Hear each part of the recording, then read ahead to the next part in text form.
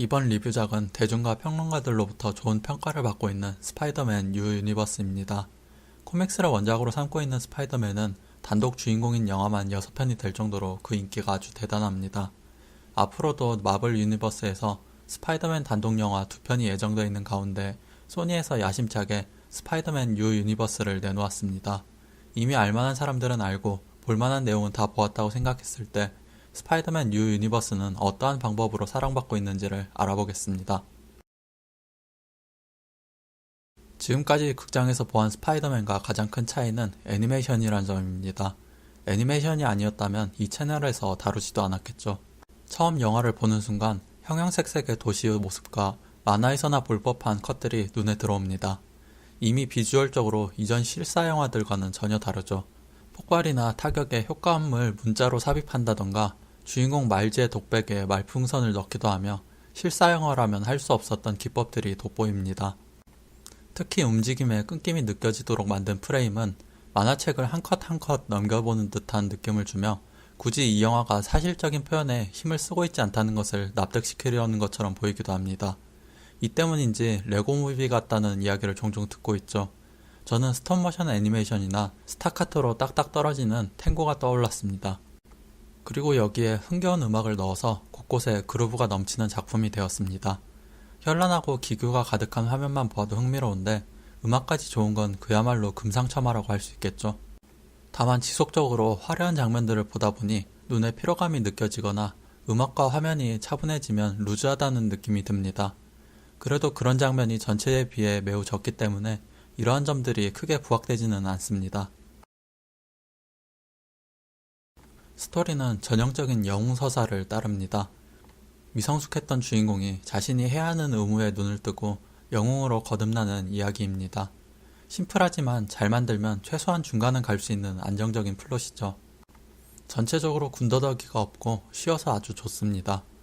다만 캐릭터들이 모인 데까지 시간을 좀 많이 할애했다는 아쉬움은 듭니다.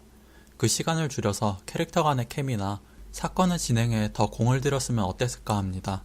그래도 시간을 너무 잡아먹지 않기 위해 뒤이어 합류한 3명의 설명을 간결하게 마친 점은 좋은 선택이었다고 여겨집니다. 또 무난하게 이야기가 진행될 거라는 예상을 깨고 의외의 전개 몇 가지가 흥미로웠습니다. 예고편에 나오는 이 피터 파커가 주인공의 멘토가 될 거라는 예상과 달리 잠시 뒤에 목숨을 잃습니다. 원작에서도 피터 파커가 사망하고 마일즈가 뒤를 이었다고 하는데 저처럼 원작을 모르는 입장에서는 제법 충격적인 시작이었을 겁니다. 그리고 스파이더맨에게는 벤 삼촌 같은 멘토적 인물의 죽음이 영웅이 되는데 큰 계기가 되는 장치로 존재해왔습니다. 여기서는 마일즈의 삼촌 에런이 그 역할을 맡고 있습니다. 그런데 에런의 정체는 악당 피스크의 밑에서 일하는 프라울러였죠. 에런이 프라울러였다라는 건 어느 정도 짐작하고 있었는데 그런 그가 벤 삼촌의 역할까지 하리라고는 예상하지 못했습니다. 이 부분은 원작과도 조금 다른데 찾아보니 원작의 프라울러는 마일즈와의 전투 중에 사망한다고 합니다.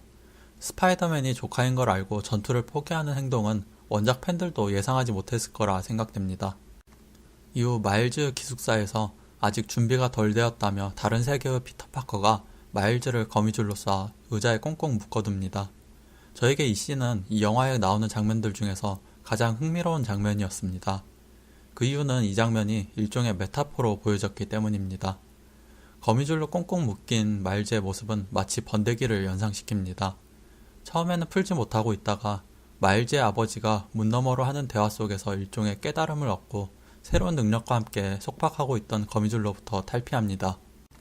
마일즈가 능력을 얻은 시점부터 자신이 처한 환경을 사춘기 혹은 남자가 되어가는 과정이라고 스스로가 이야기했었는데 재밌게도 이런 지나가는 별 의미 없어 보이는 말들이 이 장면에서 다시금 상기해보았을 때 의미심장하게 다가옵니다. 결국 이 장면은 성장통을 겪던 주인공이 한 단계 성숙한 인간으로 거듭나는 것을 비유적으로 나타내고 있는 것입니다. 이런 재미난 유머가 러닝타임 내내 끊이질 않습니다. 심지어는 엔딩 크레딧까지도 이 영화의 유머에 가세하고 있죠. 스파이더맨 뉴 유니버스를 보고 웃다 보면 문득 마블 실사 영화 중 데드풀이 떠오릅니다. 유머에 있어 데드풀이 R등급 히어로 영화의 최강자라면 12세 관람가에는 스파이더맨이 있다고 보아도 좋을 것 같습니다. 영화는 시작부터 우리가 익히 알고 있는 스파이더맨 레파토리를 힘들어하니 주절거립니다. 이 레파토리가 본 작품에서는 별로 중요하지 않다는 것처럼 말이죠.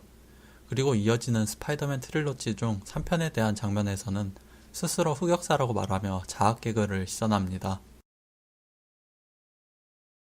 스파이더맨 유니버스는 평행세계라는 개념을 이용해 다양한 스파이더맨들이 한 작품 속에 등장합니다. 이 영화가 사람들로부터 기대 반 걱정 반을 받았던 이유이기도 하죠. 영화는 다양한 스파이더맨의 개개인의 사연을 구현하기보단 마일즈에 집중하고 있습니다. 피터 파커를 제외한 나머지는 주로 유머와 고유한 개성을 보여주는 역할을 요구하고 있죠. 만약 각각의 캐릭터를 주인공으로 삼으려는 욕심을 부렸더라면 자칫 영화가 캐릭터 설명서가 됐거나 개연성이 무너질 수도 있었을 것입니다. 이 영화처럼 말이죠. 다행히도 스파이더맨 유니버스는 주인공 마일즈와 조연인 나머지 스파이더맨들에 대한 지분을 확실하게 나누었습니다. 요리로 따지자면 마일즈가 메인 디시고 나머지 스파이더맨들이 감초 역할을 하는 사이드 디시라고 생각하시면 편하실 것 같습니다. 그리고 마일즈라는 새로운 인물을 스파이더맨으로 내세웠을 때 오는 장점도 있습니다. 기존의 피터 파커를 주인공으로 한 영화는 앞서 말했듯이 6편이나 됩니다. 트릴러지 이후 리부트만 2번이 있었습니다. 오랜 시간 동안 스파이더맨 영화를 보아온 이들이라면 피터 파커의 사연을 모르는 이가 없을 것입니다. 그런데 또 피터 파커가 등장한 영화를 사람들이 보고 싶을까요? 세 번째 리부트 영화에선 관객들이 벤 삼촌은 언제쯤 죽을까 하며 마음속으로 타이머를 재고 있을지도 모를 일입니다. 그런데 이번 영화는 피터 파커가 아닌 마일즈가 주인공입니다. 누가 언제쯤 어떻게 될까 보다도 어떻게 나올까가 더 궁금한 영화인 것이죠. 그리고 이전에 스파이더맨을 보지 못한 관객들에게는 피터 파커를 몰라도 마일즈를 몰라도 심지어 스파이더맨 자체를 몰라도 부담없이 볼 수 있다는 장점이 있습니다. 이는 영화사 입장에서도 새로운 관객을 유치할 수 있으니 관객과 영화사 모두 만족할 만한 결과가 나오리라 생각됩니다. 캐릭터에 관해 여담으로 스파이더맨 유니버스에는 악당들도 다수 등장하고 있습니다. 저는 그 중에서 특히 메인 빌런으로 나온 피스크가 제 우려에 비해 빌런으로서의 매력이 잘 표현된 점이 마음에 들었습니다.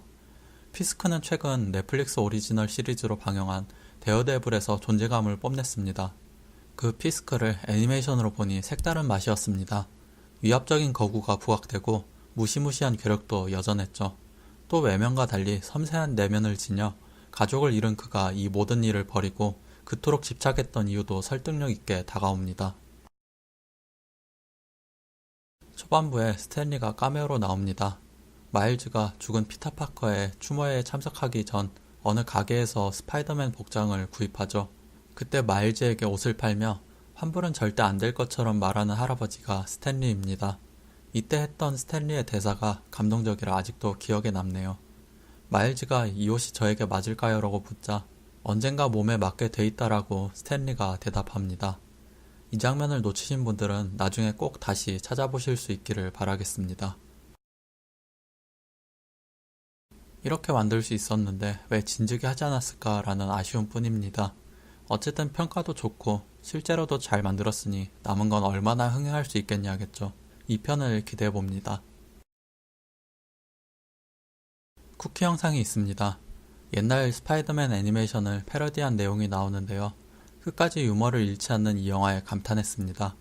쿠키 영상과 별개로 엔딩 크레딧이 화려하니까 쭉 감상하시는 걸 추천드리며 오늘의 리뷰는 여기서 마치겠습니다. 영상이 마음에 드셨다면 좋아요와 구독 부탁드립니다.